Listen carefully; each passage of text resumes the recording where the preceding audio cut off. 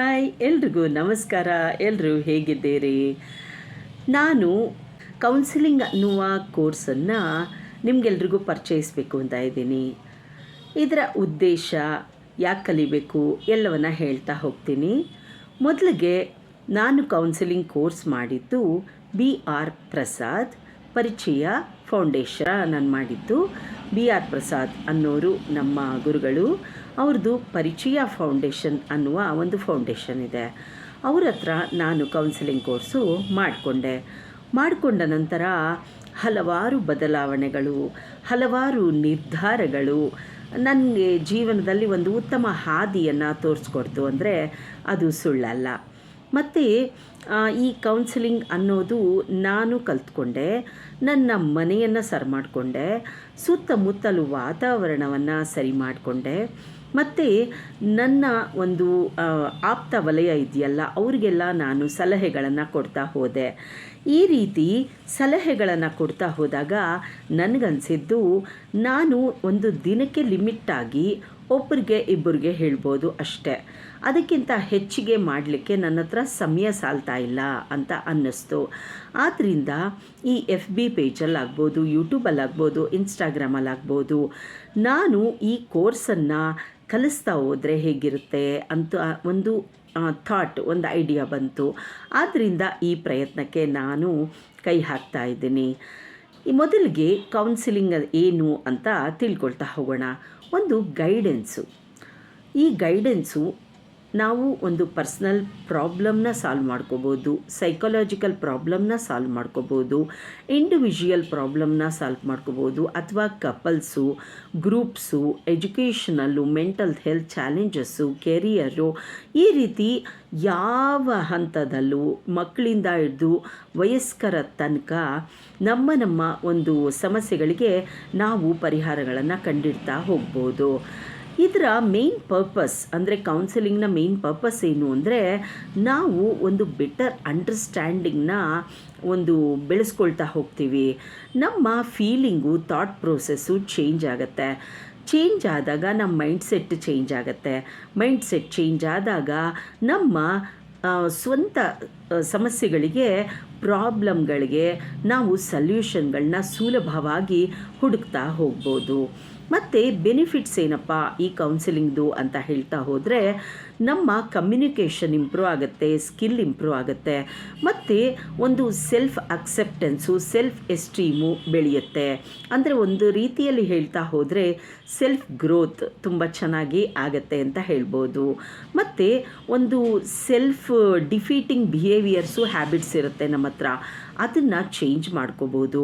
Better expression, management of emotions, ಇದ್ರ ಜೊತೆಯಲ್ಲಿ ಒಂದು ಕೋಪ, ಅರಿಷಡ್ವರ್ಗಗಳು, ಕಾಮ, ಕ್ರೋಧ, ಲೋಭ, ಮೋಹ, ಮದ, ಮತ್ಸರ, ಇವೆಲ್ಲದರ ಮೇಲೆ ಹಿಡಿತವನ್ನು ನಾವು ಸಾಧಿಸ್ಕೊಳ್ಬೋದು. ಮತ್ತು ಒಂದು ಇಂಪಾರ್ಟೆಂಟಾಗಿ ಈ ಡಿಪ್ರೆಷನ್ನು ಮತ್ತು ಆ್ಯಂಗ್ಸೈಟಿ ಏನೇನಿದೆ ಇವಾಗೆಲ್ಲ, ಒತ್ತಡಗಳು, ಸ್ಟ್ರೆಸ್ಸು, ಎಲ್ಲವನ್ನು ನಾವು ಏನೇನು ಅನುಭವಿಸ್ತಾ ಇದ್ದೀವಿ, ಮೆಂಟಲ್ ಹೆಲ್ತ್ ಕಂಡೀಷನ್ಸು, ಇವೆಲ್ಲದರಿಂದ ಸುಲಭವಾಗಿ ಹೊರಗಡೆಗೆ ಬರ್ಬೋದು. ಅದು ಉದ್ದೇಶ ಆಗಿರುತ್ತೆ. ಕೌನ್ಸಿಲಿಂಗ್ನ ಬೆನಿಫಿಟ್ಸು, ಉದ್ದೇಶ ಎಲ್ಲವೂ ಕೂಡ ಆಗಿರುತ್ತೆ. ಹೌದು, ಈ ಕೌನ್ಸಿಲಿಂಗು ನಾನು ಯಾಕೆ ಕಲಿಬೇಕು ಅಂತ ನೀವು ಹೇಳೋದಾದರೆ, ಇವಾಗ ನಾವು ಹಲವಾರು ಕೋರ್ಸ್ಗಳಿಗೆ ಹೋಗ್ತೀವಿ, ಯೋಗಾಗೆ ಹೋಗ್ತೀವಿ, ಅಫಿರ್ಮೇಷನ್ ಕಲಿತಾ ಇದ್ದೀವಿ. ಈಗ ಯೂಟ್ಯೂಬಲ್ಲಿ ಏನು ಸಿಗಲ್ಲ ಅಲ್ವಾ, ಎಲ್ಲ ಸಿಗ್ತಾ ಇದೆ, ಎಲ್ಲ ಕಲಿತಾ ಇದ್ದೀವಿ. ಅಂದರೆ ಕಲಿತಿದ್ದೀವಿ ಅನ್ನೋದಕ್ಕಿಂತ ನಮಗೆ ಏನು ಗೊತ್ತಿಲ್ಲ ಅಂತ ಹೇಳುವಾಗೆ ಇಲ್ಲ. ಅಂದರೆ ಎಲ್ಲ ಗೊತ್ತು, ಆದರೆ ನಮಗೆ ಒಂದು ಸುಖ ಗೊತ್ತಿಲ್ಲ, ಶಾಂತಿ ಸಿಗ್ತಿಲ್ಲ, ಡಿಪ್ರೆಷನ್ಗೆ ಯಾಕೆ ಹೋಗ್ತಿದ್ದೀವಿ, ಸ್ಟ್ರೆಸ್ ಯಾಕೆ ಆಗ್ತಾ ಇದೆ ನಮಗೆ ಅಂದರೆ, ನಾವು ಸರಿಯಾದ ನಿರ್ಧಾರ ತಗೊಳ್ಳೋದ್ರಲ್ಲಿ ವಿಫಲರಾಗ್ತಾ ಇದ್ದೀವಿ. ಇದರಿಂದಾನೇ ನಮಗೆ ಎಲ್ಲ ಕಡೆ ಸೋಲು, ಒಂದು ಡಿಪ್ರೆಷನ್ನು, ಮತ್ತು ಸೋತಾಗ ನಾವು ಅದನ್ನು ಹೇಗೆ ಎದುರಿಸ್ಬೇಕು ಅಂತ ಗೊತ್ತಿಲ್ಲದೆ ಇರೋದು, ಮತ್ತು ಗೆದ್ದಾಗ ಅದನ್ನು ಹೇಗೆ ಮೇಂಟೈನ್ ಮಾಡಬೇಕು ಅನ್ನೋದು ಗೊತ್ತಿಲ್ಲದೆ ಇರೋದು, ಇವೆಲ್ಲವೂ ಕೂಡ ಕಾರಣ ಆಗುತ್ತೆ. ಅದಕ್ಕೋಸ್ಕರ ಈ ಕೌನ್ಸಿಲಿಂಗ್ ಅಂತ ನಾವು ಕಲಿತಾ ಹೋದಾಗ ಏನಾಗುತ್ತೆ, ಇವಾಗ ನಾವು ಹೇಳ್ತಾ ಹೋದರೆ ನಾವು ಉತ್ತಮ ಆಹಾರ ತಗೊಂಡ್ರೆ ಒಳ್ಳೆಯದು, ಪರಿಶುಭ್ರವಾದ ಮನೆ ಇರಬೇಕು, ವಸ್ತ್ರಗಳನ್ನು ಧರಿಸ್ಬೇಕು, ಶಾರೀರಿಕ ಆರೋಗ್ಯವನ್ನು ಕಾಪಾಡ್ಕೋಬೇಕು, ಎಲ್ಲವನ್ನ ಮೇಂಟೈನ್ ಮಾಡ್ತಿದ್ದೀವಿ, ಮತ್ತು ಯಾರ ಹತ್ರ ಹೇಗಿರಬೇಕು ಅಂತ ಕಲಿತಾ ಇದ್ದೀವಿ, ಮತ್ತು ನಮ್ಮನ್ನು ನಾವು ಸರಿ ಮಾಡ್ಕೊಳ್ದೇನೆ ಬೇರೆಯವ್ರಿಗೆ ಎಲ್ಲ ರೀತಿಯ ಬುದ್ಧಿ ಹೇಳೋದು ನಮಗೆ ಗೊತ್ತಿದೆ. ಬೇರೆಯವರು ತಪ್ಪು ಮಾಡೋದು ಅಷ್ಟೇ, ನೀವು ತಪ್ಪು ಮಾಡ್ತಿದ್ದೀರಿ ಅಂತ ಕ್ಲೀನಾಗಿ ಒಂದು ಮೈನ್ಯೂಟ್ ತಪ್ಪುಗಳನ್ನು ಕಂಡುಹಿಡಿಯೋದು ಎಲ್ರಿಗೂ ಗೊತ್ತಾಗ್ತಾ ಇದೆ. ಮತ್ತು ಈ ರೀತಿ ಹುಡುಕ್ತಾ ಹೋದರೆ ಎಲ್ಲವೂ ತಿಳಿತಾ ಇದೆ, ಎಲ್ಲವೂ ಈಸಿಯಾಗಿ ಕಲಿತಾ ಇದ್ದೀವಿ. ಅಂದರೆ ಅಷ್ಟು ಟ್ಯಾಲೆಂಟ್ ಇದೆ ನಮ್ಮ ಹತ್ರ. ಅಂದರೆ ಈಗಿನ ಜನ್ರೇಷನ್ ಮಕ್ಕಳಿರ್ಬೋದು, ನಮಗೆಲ್ಲ ಇರ್ಬೋದು, ಎಲ್ಲವೂ ಸಿಗ್ತಾ ಇದೆ. ಆದರೆ ಮಾನಸಿಕ ಶಾಂತಿ ಇಲ್ಲ, ಕೋಪ, ಅಸೂಯೆ ಇವನ್ನ ಗೆಲ್ಲೋಕ್ಕೆ ಆಗ್ತಾ ಇಲ್ಲ, ಇವೆಲ್ಲ ಮೇಂಟೈನ್ ಮಾಡೋಕ್ಕೆ ಬರ್ತಾ ಇಲ್ಲ. ಇವೆಲ್ಲ ಮೇಂಟೈನ್ ಮಾಡಬೇಕು, ಗೆಲ್ಲಬೇಕು ಅಂತ ಅಂದಾಗ ಮಾತ್ರ ನಮಗೆ ದಾರಿಯಲ್ಲಿ ವಿಜಯ ಸಿಗುತ್ತೆ. ಮತ್ತು ಸುಖ, ದುಃಖ, ಲಾಭ, ನಷ್ಟ ಎಲ್ಲವನ್ನು ಸಮಚಿತ್ತವಾಗಿ ಹೇಗೆ ಮೇಂಟೈನ್ ಮಾಡ್ಬೋದು ಅಂತ ಕಲಿಬೇಕು ಅಂದರೆ ನಮಗೆ ಕೌನ್ಸಿಲಿಂಗ್ ಗೊತ್ತಿರಬೇಕು. ಈ ಕೌನ್ಸಿಲಿಂಗಲ್ಲಿ ಏನೇನು ಬರುತ್ತೆ ಅಂದರೆ, ನಾವು ಹುಟ್ಟಿದಾಗಿನಿಂದ ನಮ್ಮ ಮರಣದ ತನಕ, ಅಂದರೆ ಹುಟ್ಟೋಕ್ಕೂ ಮುಂಚೆ ನಮಗೇನು ಗೊತ್ತಿಲ್ಲ, ಸತ್ತ ಮೇಲೆ ಏನು ಗೊತ್ತಿರೋದಿಲ್ಲ, ಈ ಮಧ್ಯ ಗ್ಯಾಪಲ್ಲಿ ನಾವು ಏನು ಬದುಕ್ತೀವಿ ಎಲ್ಲದಕ್ಕೂ ಅಪ್ಲೈ ಮಾಡ್ಕೋಬೋದು. ಮೊದಲಿಗೆ ನಾವು ಅದನ್ನು ಅಪ್ಲೈ ಮಾಡಿಕೊಂಡು ಸರಿಯಾದ ದಾರಿಯಲ್ಲಿ ನಡೀತಾ ಹೋದಾಗ, ಸರಿಯಾದ ನಿರ್ಧಾರಗಳನ್ನು ತಗೊಂಡು ನಡೀತಾ ಹೋದಾಗ ನಮ್ಮ ಮನೆ ಚೆನ್ನಾಗಿರುತ್ತೆ. ನಮ್ಮ ಮನೆ ಚೆನ್ನಾಗಿದ್ದಾಗ ನಮ್ಮ ನೆರೆಹೊರೆ ಚೆನ್ನಾಗಿರುತ್ತೆ. ನೆರೆಹೊರೆ ಚೆನ್ನಾಗಿದ್ದಾಗ ನಮ್ಮ ಬೀದಿ ಚೆನ್ನಾಗಿರುತ್ತೆ. ಬೀದಿ ಚೆನ್ನಾಗಿದ್ದಾಗ ಏರಿಯಾ ಚೆನ್ನಾಗಾಗುತ್ತೆ. ಏರಿಯಾ ಚೆನ್ನಾಗಾದಾಗ ಊರು ಚೆನ್ನಾಗಾಗುತ್ತೆ. ಹೀಗೆ ಹೇಳ್ತಾ ಹೋದರೆ ಊರು ಚೆನ್ನಾಗಿದ್ದರೆ ದೇಶ ಚೆನ್ನಾಗಿರುತ್ತೆ, ಅಲ್ಲಿವರೆಗೂ ಹೇಳ್ತಾ ಹೋಗ್ಬೋದು. ಆದ್ದರಿಂದ ಮೊದಲು ನಾವು ಸರಿ ಮಾಡ್ಕೊಳ್ಳೋದು ಏನು ಅಂದರೆ, ನಮ್ಮನ್ನು ನಾವು ಸರಿ ಮಾಡ್ಕೊಳ್ಳೋದು ಗೊತ್ತಿರಬೇಕು. ನಮ್ಮನ್ನು ನಾವು ಸರಿ ಮಾಡ್ಕೊಂಡಾಗ ಮಾತ್ರ ಬೇರೆಯವರು ನಮ್ಮ ಮಾತನ್ನು ಕೇಳ್ತಾರೆ. ಇವಾಗ ನಾವು ಒಬ್ಬರಿಗೆ ಒಂದು ಎಕ್ಸಾಂಪಲ್ಲು, ಒಬ್ಬ ಜ್ಯೋತಿಷಿ ಊರಿಗೆಲ್ಲ ಶಾಸ್ತ್ರ ಹೇಳ್ತಿದ್ದಾನೆ, ಊರನ್ನೆಲ್ಲ ಸರಿ ಮಾಡೋಕ್ಕೆ ಹೋಗ್ತಿದ್ದಾನೆ, ಜನಗಳಿಗೆಲ್ಲ ಒಂದು ಸಲಹೆಗಳನ್ನು ಕೊಡ್ತಾ ಇದ್ದಾನೆ. ಆ ಜ್ಯೋತಿಷಿಯ ಮನೆಯಲ್ಲೇ ನಿವಾರಿಸಲಾಗದಂತಹ ತೊಂದರೆಗಳಿದೆ ಅಂದರೆ ಆ ಜ್ಯೋತಿಷಿನ ನಾವು ನಂಬ್ತೀವ? ಅದೇ ರೀತಿ ಒಬ್ಬ ಕೂದಲಿನ ಡಾಕ್ಟ್ರ್, ಹೇರ್ ಡಾಕ್ಟ್ರ್ ಹತ್ರ ಹೋಗ್ತೇವೆ. ಅವರು ನಮಗೆ ಔಷಧಿಗಳನ್ನು ಬರ್ಕೊಡ್ತಾರೆ, ಎಲ್ಲ ರೀತಿಯ ಸಲಹೆಗಳನ್ನು ಕೊಡ್ತಾರೆ. ಎಲ್ಲ ಕೊಟ್ಟಾಗ ಅವರ ತಲೆಯಲ್ಲಿ ಕೂದಲಿಲ್ಲ, ಅವರು ಬಾಲ್ಡೆಡ್ ಆಗಿದ್ದಾರೆ ಆ ಡಾಕ್ಟ್ರು ಅಂತ ನೀವು ನೋಡಿದಾಗ ನಿಮಗೆ ಅವ್ರ ಮೇಲೆ ನಂಬಿಕೆ ಬರುತ್ತಾ? ಇವ್ರ ತಲೆಯಲ್ಲೇ ಕೂದಲಿಲ್ಲ, ನನಗೆ ಹೇಗೆ ಇವರು ಕೂದಲನ್ನ ತರಿಸ್ಲಿಕ್ಕೆ ಹೆಲ್ಪ್ ಮಾಡ್ತಾರೆ ಅಂತ ಅನಿಸುತ್ತಲ್ವ? ಆದ್ದರಿಂದ ಯಾರಾದರೂ ನಮ್ಮ ಮಾತು ಕೇಳಬೇಕು, ಯಾರಾದರೂ ನಮ್ಮ ಸಲಹೆಗಳನ್ನು ತಗೋಬೇಕು, ಪಾಲಿಸಬೇಕು, ನಾವು ಹೇಳಿದ್ದನ್ನು ಕೇಳಬೇಕು ಅಂತಂದಾಗ ಮೊದಲು ನಾವು ಸರಿಯಾಗಿ ಇರಬೇಕು. ನಾವು ಸರಿಯಾಗಿದ್ದಾಗ ಮಾತ್ರ ಬೇರೆಯವರು ನಮ್ಮ ಮಾತನ್ನು ಕೇಳ್ತಾರೆ. ಆದ್ದರಿಂದ ಇನ್ನು ಮುಂದೆ ಕೌನ್ಸೆಲಿಂಗ್ ತರಬೇತಿಗಳು ಎಪಿಸೋಡ್ಸ್ ಮುಖಾಂತರ ನಿಮಗೆ ಶೇರ್ ಮಾಡ್ತಾ ಹೋಗ್ತೀನಿ. ಈ ಕೌನ್ಸೆಲಿಂಗಿಂದ ನಿಜವಾಗ್ಲೂ ಒಳ್ಳೆಯ ನಿರ್ಧಾರಗಳನ್ನು ತಗೋಬೋದು. ಅಂದರೆ ಒಳ್ಳೆಯ ನಿರ್ಧಾರ ಅಂತ ಏನು ಅಂದರೆ, ಕೆಲವೊಂದು ಸಮಸ್ಯೆಗಳಿರುತ್ತೆ, ಅದಕ್ಕೆ ನಾವು ತುಂಬ ಯೋಚನೆ ಮಾಡ್ತೀವಿ. ಅಂದರೆ ತುಂಬ ಸಣ್ಣ ಸಣ್ಣ ಸಮಸ್ಯೆಗಳಿರುತ್ತೆ, ಅದಕ್ಕೆ ಅಷ್ಟೊಂದು ಯೋಚನೆ ಮಾಡೋ ಕೆಲಸನೇ ಇರೋದಿಲ್ಲ. ಅದನ್ನು ಯೋಚನೆ ಮಾಡ್ತಾ ಹೋಗ್ತೇವೆ. ಈ ಯೋಚನೆ ಮಾಡೋದ್ರ ಬದಲು ಈ ಕೌನ್ಸಿಲಿಂಗ್ ಅನ್ನೋದನ್ನು ನಾವು ಅಳವಡಿಸ್ಕೊಳ್ತಾ ಹೋದರೆ, ಕಲಿತಾ ಹೋದರೆ ಆ ಯೋಚನೆ ನಮ್ಮ ಮೈಂಡಲ್ಲಿ ಸಲಹೆಗಳಾಗಿ ಒಂದು ಸೂಚನೆಗಳನ್ನು ಕೊಡ್ತಾ ಹೋಗುತ್ತೆ. ಅಂದರೆ ಈಗ ನಮಗೆ ಒಂದು ಸಮಸ್ಯೆ ಬಂತು, ಯೋಚನೆ ಮಾಡೋದ್ರ ಬದಲು ಇದಕ್ಕೆ, ಈ ಸಮಸ್ಯೆಗೆ ಹೀಗೆ ಮಾಡಿದ್ರೆ ಚೆನ್ನಾಗಿರುತ್ತಾ, ಇದು ಮಾಡಿದ್ರೆ ಒಳ್ಳೆಯದಾ, ಹೀಗೆ ಮಾಡಿದ್ರೆ ಏನಾಗುತ್ತೆ ಅನ್ನೋದು ಒಂದು ನಮಗೆ ಮೈಂಡು ವರ್ಕ್ ಆಗ್ತಾ ಹೋಗುತ್ತೆ. ಆದ್ದರಿಂದ ಆವಾಗ ಸಮಸ್ಯೆಗಳು ಸುಲಭವಾಗಿ ಪರಿಹಾರ ಆಗುತ್ತೆ. ಇದೇ ರೀತಿ ಮನೆಯಲ್ಲಿ ಕೂಡ ಸಮಸ್ಯೆಗಳು ಎಷ್ಟೊಂದು ಇರುತ್ತೆ. ಸಮಸ್ಯೆ ಇಲ್ಲದಿರೋ ಮನೆಯೇ ಇಲ್ಲ. ಅವ್ರು ಚೆನ್ನಾಗಿದ್ದಾರೆ, ನಾನು ಚೆನ್ನಾಗಿಲ್ಲ, ಅವ್ರಿಗೆ ಅದೃಷ್ಟ ಇದೆ, ನನಗೆ ಅದೃಷ್ಟ ಇಲ್ಲ, ಈ ರೀತಿ ಹೇಳ್ತಾ ಹೋದರೆ ಅದು ತಪ್ಪಾಗುತ್ತಾ ಹೋಗುತ್ತೆ. ಯಾಕಂದರೆ ಈ ಪ್ರಪಂಚದಲ್ಲಿ ಎಲ್ಲ ಕರೆಕ್ಟಾಗಿ ಸುಖವಾಗಿ ಇದ್ದಾನೆ ಅಂತಂದರೆ ಅದು ಸಂಪೂರ್ಣ ಸುಳ್ಳು. ಅಂದರೆ ಒಬ್ಬರಿಗೆ ಹಣದಲ್ಲಿ ಅವ್ರು ಕೇಳ್ಕೊಂಬಂದಿರ್ತಾರೆ, ಒಬ್ಬರು ಗುಣದಲ್ಲಿ ಕೇಳ್ಕೊಂಬಂದಿರ್ತಾರೆ, ಇನ್ನೊಬ್ಬರು ಒಂದು ಸಂಸ್ಕಾರದಲ್ಲಿ ಕೇಳ್ಕೊಂಬಂದಿರ್ತಾರೆ. ಈ ರೀತಿ ದೇವರು ಎಲ್ಲವನ್ನು ಎಲ್ಲರಿಗೂ ಕೊಡೋದಿಲ್ಲ. ನೀವು ಹುಡುಕ್ತಾ ಹೋದರೆ ನಾನು ನನ್ನ ಜೀವನವನ್ನು ಮೆಲುಕು ಹಾಕಿದ್ರೆ 50% ಒಂದು 50% ಪಾಸಿಟಿವ್ ಇರುತ್ತೆ, 50% ನೆಗೆಟಿವ್ ಇರುತ್ತೆ. ಅದೇ ರೀತಿ ಪ್ರತಿಯೊಂದು ಜೀವನ ಅಂದರೆ ಯಾರ ಜೀವನ ಯಾರು ಚೆನ್ನಾಗಿದ್ದಾರೆ ಅಂತ ಹೇಳ್ತಾ ಹೋಗ್ತೀರಿ, ಅವ್ರ ಜೀವನದಲ್ಲೂ ಇದೇ ಥರನೇ ಇರುತ್ತೆ. 50% ಪಾಸಿಟಿವು, 50% ನೆಗೆಟಿವು. ಆದರೆ ನಾನು ನೋಡುವಂಥ ರೀತಿ, ನಾನು ಯೋಚನೆ ಮಾಡುವಂಥ ರೀತಿಯಲ್ಲಿ ವ್ಯತ್ಯಾಸ ಆದಾಗ ನಾನು ಕಷ್ಟಪಡ್ತಾ ಇದ್ದೀನಿ, ನನಗೆ ಲಕ್ಕಿಲ್ಲ ಅಂತ ಹೇಳ್ತಾ ಹೋಗ್ತೇವೆ. ಅಂದರೆ ಈಗ 50% ಸುಖವನ್ನು ಪಡೆದ ಒಬ್ಬರು ನಾನು ತುಂಬ ಲಕ್ಕಿ, ನಾನು ತುಂಬ ಚೆನ್ನಾಗಿದ್ದೀನಿ ಅಂತ ಅಂದ್ಕೊಳ್ಳೋರು ಆ 50% ಪಾಸಿಟಿವ್ನ ಮಾತ್ರ ಯೋಚನೆ ಮಾಡ್ತಿದ್ದಾರೆ, ಪಾಸಿಟಿವ್ನ ಮಾತ್ರ ಅವರು ನೆನಪು ಮಾಡಿಕೊಂಡು ಖುಷಿಯಾಗಿ ಇದ್ದಾರೆ, ಖುಷಿಯಾಗಿ ಜೀವನ ನಡೆಸ್ತಾ ಇದ್ದಾರೆ. ಅದೇ ರೀತಿ ಪ್ರಪಂಚದಲ್ಲಿರೋ ಕಷ್ಟ ಎಲ್ಲ ನನಗೊಬ್ಬರಿಗೆ ಇದೆ ಅಂತ ಯಾರು ಹೇಳ್ತಾರೆ, ಅವರು 50% ಸುಖವನ್ನು ಮರೆತು 50% ದುಃಖ ಏನಿದೆ ಅದನ್ನೇ ನೆನಪು ಮಾಡಿಕೊಂಡು ನನಗೊಬ್ಬಳಿಗೆ ಕಷ್ಟ, ಪ್ರಪಂಚದಲ್ಲಿ ಇನ್ಯಾರಿಗೂ ಕಷ್ಟ ಇಲ್ಲ ಅಂತ ಅವರು ಬದುಕ್ತಾ ಹೋಗ್ತಾ ಇದ್ದಾರೆ. ಅದೇ ರೀತಿ ಗಂಡು ಹೆಣ್ಣು ಕೂಡ ಅಷ್ಟೇ. ಗಂಡಸರಿಗೆ ಮಾತ್ರ ಕಷ್ಟ, ಹೆಣ್ಣು ಅಂದರೆ ಅವಳು ಕಷ್ಟಪಡೋಳು, ಅವಳು ನತದೃಷ್ಟೆ ಅನ್ನೋದೆಲ್ಲ ಸುಳ್ಳು.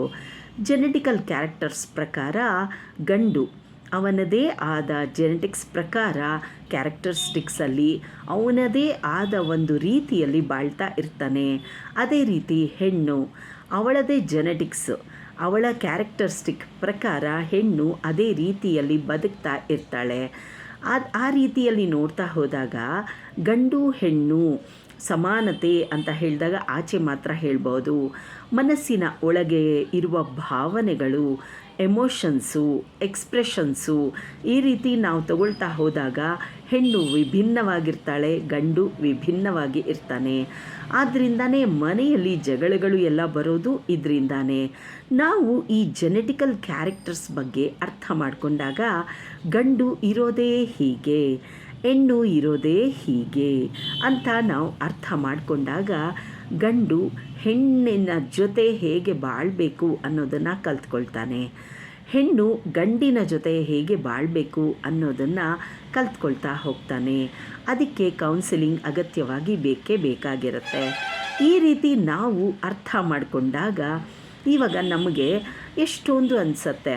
ಹೆಣ್ಣು ರೀತಿಯಲ್ಲಿ ಯೋಚನೆ ಮಾಡಿದಾಗ ಈ ಗಂಡಸರು ಏನಪ್ಪ ಒಂದು ನೆನ್ಪಿಟ್ಕೊಳ್ಳೋದಿಲ್ಲ, ಹೇಳಿದ್ದನ್ನೇ ಹೇಳಬೇಕು, ಇಷ್ಟು ಸಲ ಹೇಳಬೇಕು, ಸೀರಿಯಸ್ನೆಸ್ ಇಲ್ಲ, ಈ ರೀತಿ ಪಟ್ಟಿ ಪೇಜ್ ಗಟ್ಟಲೆ ಹೇಳ್ಬೋದು. ಅಂದರೆ ಗಂಡನ್ನು ದೂಷಿಸಬೇಕು ಅಂದರೆ ಪೇಜ್ ಗಟ್ಟಲೆ ಹೆಣ್ಣಾದವಳು ಹೇಳ್ತಾ ಹೋಗ್ಬೋದು. ಇದರಲ್ಲಿ ಪಟ್ಟಿ ಮಾಡಿ ಒಂದು ಹೆಣ್ಣು ಈ ಪಟ್ಟಿಗಳನ್ನು ಏನು ಹೇಳ್ತಾಳೆ, ಪ್ರತಿಯೊಂದು ಹೆಣ್ಣು ಸೇಮ್ ಹೇಳ್ತಾ ಹೋಗ್ತಾಳೆ. ಅದರ ಅರ್ಥ ಏನು, ಗಂಡಿನ ಕ್ಯಾರೆಕ್ಟರಿಸ್ಟಿಕ್ಸ್ ಅದೇ ಆಗಿರುತ್ತೆ ಅಂತ. ಆವಾಗ ಹೆಣ್ಣಲ್ಲಿ ತಾಳ್ಮೆ ಇರಬೇಕು, ಪೇಷನ್ಸ್ ಇರಬೇಕು, ಗಂಡನಿಗೆ ಹೇಳಬೇಕು, ಗಂಡನ ಹತ್ರ ಕೆಲಸ ಮಾಡಿಸ್ಕೋಬೇಕು, ಗಂಡು ನನ್ನ ಅರ್ಥ ಮಾಡ್ಕೋಬೇಕು ಅಂದಾಗ ಹೆಣ್ಣಲ್ಲಿ ತಾಳ್ಮೆ ಜಾಸ್ತಿ ಇರುತ್ತೆ, ಸಹನೆ ಜಾಸ್ತಿ ಇರುತ್ತೆ. ಅದಕ್ಕೆ ಹೆಣ್ಣನ್ನು ಭೂಮಿ ತಾಯಿಗೆ ಹೋಲಿಸೋದು, ದೇವರುಗಳಿಗೆ ಹೋಲಿಸೋದು, ತಾಯಿಗೆ ಹೋಲಿಸೋದು, ಈ ರೀತಿ ಹೆಣ್ಣನ್ನು ನಾವು ಹಲವಾರಕ್ಕೆ ಹೋಲಿಸ್ತೀವಲ್ವ. ಮಾತೃಭೂಮಿ, ಮಾತೃಭಾಷೆ ಏನಾದರೂ ತಗೊಳ್ಳಿ, ಹೆಣ್ಣಿಗೆ ಹೋಲಿಸಲಾಗತ್ತೆ. ಆದ್ದರಿಂದ ಹೆಣ್ಣಿಗೆ ತಾಳ್ಮೆ ಇರಬೇಕು. ತಾಳ್ಮೆ ಇದ್ದಾಗ ಗಂಡು ಅವಳ ಮಾತನ್ನು ಕೇಳ್ತಾಳೆ, ಮನೆಯವರು ಅವರ ಮಾತನ್ನು ಕೇಳ್ತಾರೆ, ಎಲ್ಲರೂ ಕೇಳ್ತಾರೆ, ಮನೆ ಚೆನ್ನಾಗಿರುತ್ತೆ. ಅದೇ ರೀತಿ ಗಂಡು ಹೆಣ್ಣನ್ನು ಅರ್ಥ ಮಾಡ್ಕೋಬೇಕಂದ್ರೆ ಹೆಣ್ಣು ಅಷ್ಟೇ ಬೇಗ ಎಮೋಷನ್ನು, ಚಿಕ್ಕ ಚಿಕ್ಕದಕ್ಕೂ ಕೋಪ ಮಾಡ್ಕೊಳ್ತಾಳೆ, ಮೂಡ್ ಸ್ವಿಂಗ್ಸ್ ಜಾಸ್ತಿ. ಈ ರೀತಿ ಗಂಡು ಪಟ್ಟಿ ಮಾಡ್ತಾ ಹೋದರೆ ಇದು ಕೂಡ ಪೇಜ್ ಗಟ್ಟಲೆ ಮಾಡ್ತಾ ಹೋಗ್ಬೋದು. ಮತ್ತು ಗಂಡಸರೆಲ್ಲ ಒಂದು ಕಡೆ ಸೇರಿದಾಗ ಮಾತಾಡೋದೇನು, ನನ್ನ ಹೆಂಡತಿ ಹೀಗೆ, ನನ್ನ ಮಗಳು ಹೀಗೆ, ನನ್ನ ಸೊಸೆ ಹೀಗೆ, ನಮ್ಮಮ್ಮ ಹೀಗೆ ಅಂತ ಹೇಳ್ತಾ ಹೋದಾಗ ಸೇಮ್ ಹೇಳ್ತಾರೆ. ಪ್ರತಿಯೊಬ್ಬ ಗಂಡಸರು ಹೌದು ನಮ್ಮ ಮನೇಲೂ ಹೀಗೆ, ನಮ್ಮ ಹೆಂಡತಿನೂ ಹೀಗೆ ಮಾಡ್ತಾಳೆ ಅಂತ ಹೇಳ್ತಾರೆ. ಅದರಲ್ಲಿ ನಂಬರ್ಸಲ್ಲಿ ವ್ಯತ್ಯಾಸ ಇರ್ಬೋದು. ಅಂದರೆ ಪೇಜ್ಗಟ್ಟಲೆ ಒಂದು 10 ಪೇಜ್ ಹೇಳಿದ್ರೆ ಒಂದು 5 ಪೇಜ್ ಹೇಳ್ಬೋದು, ಒಬ್ಬರು 1 ಪೇಜ್ ಹೇಳ್ಬೋದು. ಈ ರೀತಿ ಡಿಫ್ರೆನ್ಸ್ ಇರುತ್ತೆ, ಬಿಟ್ಟರೆ ಸೇಮ್ ಇರುತ್ತೆ. ಆಗ ಏನು ಅರ್ಥ, ಎಲ್ಲ ಹೆಣ್ಣು ಒಂದೇ ರೀತಿಯ ಕ್ಯಾರೆಕ್ಟರಿಸ್ಟಿಕ್ಕಲ್ಲಿ ಬದುಕ್ತಾ ಇದ್ದಾಳೆ ಅಂತ. ಯಾಕೆ ಈ ರೀತಿ ಇದೆ ಅಂತ ಹೋದಾಗ, ನಾವು ಬಹಳ ಹಿಂದಿನ ಕಾಲಕ್ಕೆ, ಅಂದರೆ ಈ ಭೂಮಿ ಹುಟ್ಟಿದಾಗ, ಗಂಡು ಹೆಣ್ಣು ಹುಟ್ಟಿದಾಗ, ಆ ಎವಲ್ಯೂಷನ್ ಅಂತ ಆದಾಗ ಆ ಕಾಲಕ್ಕೆ ಹೋಗಬೇಕಾಗತ್ತೆ.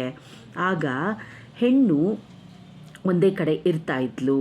ಅಂದರೆ ಶಕ್ತಿಯಲ್ಲಿ ಮಗುನ ಹೆರಬೇಕು, ಅವಳು ಒಂದು ಸಂತಾನೋತ್ಪತ್ತಿಯನ್ನು ಮಾಡಬೇಕು, ಮನೆ ನೋಡ್ಕೋಬೇಕು, ಈ ಥರ ಮಲ್ಟಿ ಟಾಸ್ಕಿಂಗು ಹೆಣ್ಣಿಗೆ ಚೆನ್ನಾಗಿ ಬರುತ್ತೆ. ಎಲ್ಲವನ್ನು ಅಟ್ ಎ ಟೈಮ್ ಮೇಂಟೈನ್ ಮಾಡ್ತಾಳೆ ಅಂತ ಅಂದಾಗ ಅವಳು ಮನೆಯಲ್ಲಿದ್ದು ನೋಡ್ಕೊಳ್ತಾ ಇದ್ಲು. ಗಂಡು ಫೋಕಸ್ ಜಾಸ್ತಿ, ಒಂದು ಗುರಿ ಇಟ್ಕೊಂಡ್ರೆ ಅವನು ಅದರಲ್ಲೇ ಇರ್ತಾನೆ. ದುಡಿಬೇಕು ಅಂದರೆ ಅದನ್ನು ದುಡಿಯೋವರೆಗೂ ಬೇರೆ ಕಡೆ ಅವನು ಯೋಚನೆ ಮಾಡೋದಿಲ್ಲ. ಈಗ ಹೆಂಡತಿಗೆ ಮಕ್ಕಳಿಗೆ ನಾನು ತಂದಾಕಬೇಕು ಅಂದರೆ ಫೋಕಸ್ಫುಲ್ ಅವನು ಅದೇ ಆಗಿರುತ್ತೆ. ಈ ರೀತಿ ಹಿಂದಿನ ಕಾಲಕ್ಕೆ, ಅಂದರೆ ಕಾಡು ಮನುಷ್ಯರ ಕಾಲ ಇರ್ಬೋದು, ಏನಾದರೂ ಇರ್ಬೋದು, ಹೋದಾಗ ಆಹಾರ ತರಬೇಕು ಅವನು ಮನೆಗೆ. ಹೆಂಡತಿ ಮಕ್ಕಳಿಗೆ ಆಹಾರ ಇರ್ಬೋದು, ದುಡ್ಡು ತರೋದಿರ್ಬೋದು, ದುಡ್ಕೊಂಡು ಬರೋದಿರ್ಬೋದು. ಈ ರೀತಿ ನಾವು ಯಾವುದೇ ಪುರಾಣ ಕಥೆಗಳಿರ್ಬೋದು, ಪಂಚತಂತ್ರ ಕಥೆಗಳಿರ್ಬೋದು, ಯಾವುದೇ ಮಕ್ಕಳಿಗೆ ಹೇಳೋ ಕಥೆ ಇರ್ಬೋದು, ಗಂಡೇನು ದುಡಿಯೋಕ್ಕೆ ಅಂತ ಹೊರಗಡೆ ಹೋಗ್ತಾ ಇದ್ದ ಅಂತಾನೆ ಬರುತ್ತೆ. ಆವಾಗ ಅವನು ಒಂದೇ ಕಡೆ ಫೋಕಸ್ ಮಾಡದೆ ಫೀಲಿಂಗ್ಸ್ ಇಟ್ಕೊಂಡು, ಮೂಡ್ ಸ್ವಿಂಗ್ಸ್ ಇಟ್ಕೊಂಡು ಮಾಡಿದ್ರೆ ಅವನು ದುಡಿಯೋಕ್ಕೆ ಆಗೋದಿಲ್ಲ, ಹಣ ತರೋಕ್ಕೆ ಆಗೋದಿಲ್ಲ, ಹೆಂಡತಿ ಮಕ್ಕಳನ್ನ ಸಾಕೋಕ್ಕೆ ಆಗೋದಿಲ್ಲ. ಮಲ್ಟಿ ಟಾಸ್ಕಿಂಗ್ ಅಂತ ಅವನು ವ್ಯಾಪಾರಕ್ಕೆ ಹೋದಾಗ ಎಲ್ಲ ಕಡೆ ನೋಡ್ತಾ ಕೂತ್ಕೊಂಡ್ರೆ ಅವನು ದುಡಿಯೋಕ್ಕೆ ಆಗೋದಿಲ್ಲ. ಆದ್ದರಿಂದ ಆಗ ಅವನು ಬ್ರೈನನ್ನು ಆ ರೀತಿ ಡೆವಲಪ್ ಮಾಡಿಕೊಂಡ. ಹೆಣ್ಣು ಅದೇ ರೀತಿ ಒಂದನ್ನೇ ಇಟ್ಕೊಂಡು, ಅವಳು ಹಣ ತಂದ ಅಂದ್ಬಿಟ್ಟು ಒಂದೇ ಅಡುಗೆ ಮಾಡೋದು, ಮಕ್ಕಳನ್ನ ನೋಡ್ಕೊಳ್ದೇ ಇರೋದು, ಸುತ್ತಮುತ್ತ ಗಮನಿಸೋದು ಮಾಡಲಿಲ್ಲ ಅಂದರೆ ಅವಳ ಸಂಸಾರ ಕೆಟ್ಟೋಗುತ್ತೆ. ಅವಳು ಗಂಡ ತಂದದ್ದನ್ನು ಒಂದು ಒಪ್ಪವಾಗಿ, ಓರಣವಾಗಿ ಸಂಸಾರವನ್ನು ನಡೆಸ್ಕೊಂಡು ಹೋಗುವಂಥ ತಾಕತ್ತು ಹೆಣ್ಣು ಡೆವಲಪ್ ಮಾಡಿಕೊಂಡ್ಳು. ಈ ರೀತಿ ಡೆವಲಪ್ ಮಾಡಿದಾಗ ನಾವು ಎಷ್ಟೋ ವರ್ಷಗಳ ಕಾಲ ನಾವು ಎಷ್ಟು ಮುಂದುವರೆದಿದ್ದೀವಿ ಅಂತ ಅಂದರೂ ಕೂಡ ನಮ್ಮ ಒಳಗೆ ಇರುವುದು ಅದೇ ಜೀನ್ಸೇ, ಅದೇ ಮೆಂಟಾಲಿಟಿನೇ, ಅದೇ ಬಿಹೇವಿಯರೇ. ಅದನ್ನು ಚೇಂಜ್ ಮಾಡಬೇಕಂದ್ರೆ ತುಂಬ ಕಷ್ಟ ಇದೆ. ನಾವು ಅದನ್ನೇ ಎತ್ಕೊಂಡು ಹುಟ್ಟಿರ್ತೇವೆ. ಯಾಕಂದರೆ ಒಬ್ಬ ಗಂಡು ಹೆಣ್ಣು ಯಾರಾದರೂ ಹುಟ್ಟಬೇಕು ಅಂದರೆ ಜೀನ್ಸ್ ಅಂತ ಹೇಳ್ತೀವಿ.